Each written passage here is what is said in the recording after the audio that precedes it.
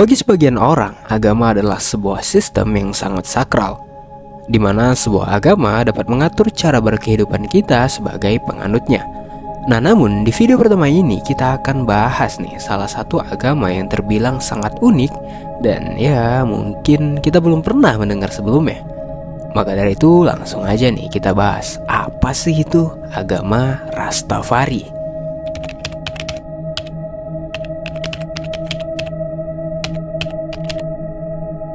Rastafari adalah sebuah agama yang berkembang di Jamaika pada tahun 1930-an. Para peneliti agama menggolongkan agama Rastafari ini sebagai gerakan agama baru dan juga sebagai gerakan sosial, teman-teman. Dalam agama Rastafari tidak ada pemimpin pusat ya, semacam paus atau kalau di dalam Islam itu seperti khalifah, yang dimana pemimpin ini mengendalikan gerakan tersebut, teman-teman. Dan terdapat keanekaragaman kepercayaan di antara para penganutnya yang dikenal sebagai sebutan Rastafari, Rastafarian, atau Rasta. Perlu teman-teman ketahui juga bahwa gerakan Rastafari memiliki banyak elemen yang diambil dari kekristenan, khususnya dari tradisi gereja Ortodoks Ethiopia. Para pengikut Rastafari percaya bahwa Haile Selassie I yang pada saat itu dikenal sebagai Kaisar Ethiopia, yang mereka yakini bahwa dia adalah reinkarnasi kedua dari Yesus Kristus dan Mesias yang dinubuatkan oleh Marcus Garvey. Siapakah itu Marcus Garvey? Marcus Garvey adalah seorang tokoh utama dalam gerakan revolusi Afrika, teman-teman, dan juga sebagai orang yang memainkan peran penting dalam perkembangan Rastafari. Dia sering menggunakan simbolisme Kristen dalam pidato-pidatonya dan memprediksi bahwa seorang raja kulit hitam di Afrika akan membawa pembebasan bagi orang kulit hitam di seluruh dunia. Nah, pandangan inilah yang kemudian menjadi salah satu dasar utama nih bagi ajaran Rastafari.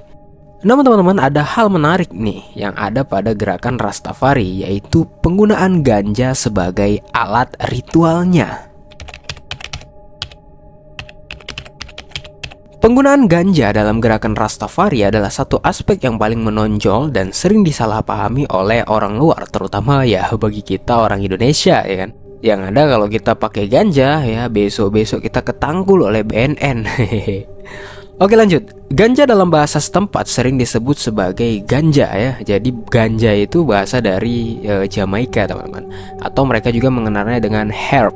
Nah, jadi ganja ini memiliki peran penting nih sebagai sentral dalam praktik spiritual bagi agama Rastafari. Ganja pertama kali diperkenalkan ke Jamaika oleh pekerja kontrak dari India pada akhir abad ke-19 dan awal abad ke-20. Nah, awalnya para pekerja ini membawa praktik penggunaan ganja untuk keperluan medis dan juga spiritual. Ketika Rastafari mulai berkembang pada tahun 1930-an, mereka menjadikan ganja sebagai bagian integral dari praktik keagamaan mereka, teman-teman. Nah, bagi pengikut Rastafari nih, memakai ganja itu sebenarnya dianggap membantu membersihkan pikiran dan memungkinkan seseorang untuk lebih dekat dengan Yah atau Jah. Nah, itu sebutan untuk Tuhan bagi agama Rastafari. Ya kalau bahasa kita tuh ya, sakau mereka itu ya itu adalah salah satu pendekatan mereka terhadap Tuhan yang Maha Esa, teman-teman. Nah, selain daripada ganja, teman-teman, ternyata musik juga memegang peran penting nih dalam gerakan Rastafari. Dalam hal ini adalah musik reggae. Ya, kita tahu ya, genre musik yang mendunia ini adalah sarana untuk menyampaikan pesan-pesan spiritual dan juga sosial. Dan tokoh terkenal yang menjadi ikonik dari gerakan reggae ini adalah Bob Marley. Bob Marley bukan hanya musisi berbakat ya, tetapi juga duta besar global untuk Rastafari. Lagu-lagu seperti Get Up, Stand Up, Redemption Song, dan One Love tidak hanya populer di seluruh dunia ya, tetapi juga isinya itu adalah pesan-pesan mendalam tentang kebebasan, persatuan, dan perdamaian, terutama bagi kaum kulit hitam, teman-teman. Nah, pengaruh Marley membantu menyebarkan ajaran Rastafari di seluruh dunia sehingga memperkenalkan banyak orang nih pada filosofi dan cara berkehidupan. Ya kalau bahasa kita tuh adalah ya dialah ya yang mendakwakan agama Rastafari ini melalui musik, teman-teman.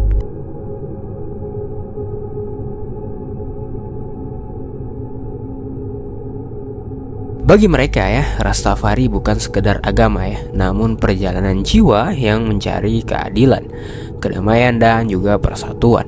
Di bawah bayangan Haile Selassie I, mereka menemukan Zion di mana cinta dan kedamaian bertemu.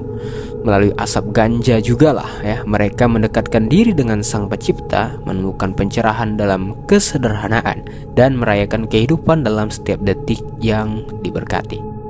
Seperti nyanyian Bob Marley yang abadi, pesan-pesan cinta dan kebebasan mereka bergema di seluruh dunia, mengajarkan kita untuk berdiri teguh melawan penindasan dan selalu merangkul satu sama lain dengan cinta. Rastafari adalah cerminan jiwa yang bebas, sebuah puisi hidup tentang harapan dan pembebasan ya, mengajarkan kita bahwa setiap langkah kecil terdapat kekuatan untuk mengubah dunia.